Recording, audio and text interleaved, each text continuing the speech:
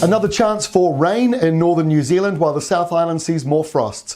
Hello, I'm Philip Duncan. That's basically the forecast for the week ahead. We've got a Tasman Sea low with subtropical connections moving into northern areas while high pressure remains stubborn around the south.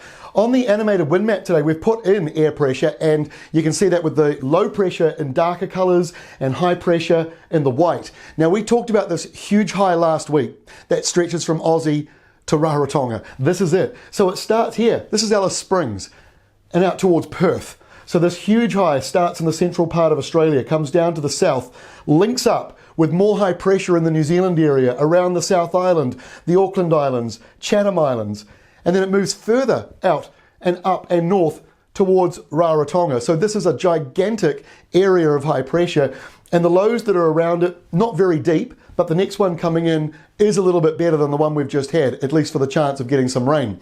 So let's try and see what is happening. Here we go for Tuesday. The high is out over the Chathams and light winds still for the South Island, so you'll still have some frost around. Bit of a lighter northerly flow means maybe those frosts won't be quite as big as they were this morning. We saw a number of -6s and -7s and -8s in populated areas. I don't go for the most extreme one that the news media did. I think the one this morning was -10 at Mount Cook, where no one lives.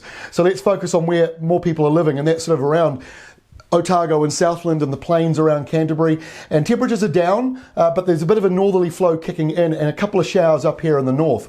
By Wednesday, those showers increase further. We've got rain clouds pushing in as this low, it's only 1,002 hectopascals, up against a 1030 high. But as that low starts to move in on Wednesday, you'll feel those showers and the winds picking up. In fact, the winds will pick up from the northeast, places like the eastern Waikato, my hometown of Te Aroha, gusty winds in that area picking up on Wednesday, more so on Thursday when that squash zone becomes a little more prominent.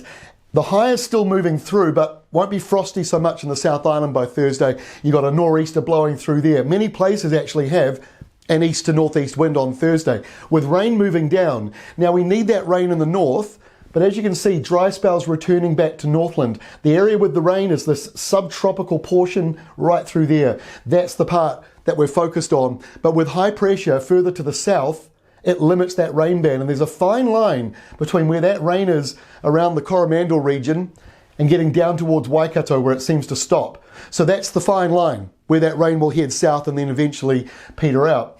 On Friday, it's still in the same area, but it's definitely leaning to the east. Low pressure weakening a little bit, 1,005, starting to fall apart. High pressure still out here over the Chathams.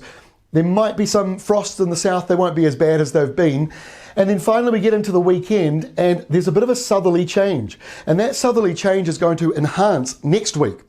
Everyone should get a bit of a southerly change next week, and it'll make for wet weather along the eastern side of both islands, which actually is not a bad setup. So it's not all bad news at the moment. The weather is doing what it can to help our economy. It is helping with the soil moisture drought that's been going on in the north. It may not help the deeper down drought with the aquifers, but this is still a better setup than what we've been seeing. So fingers and toes crossed, you get what you need. And if you need to drill down more, simply go to ruralweather.co.nz. We'll see you tomorrow.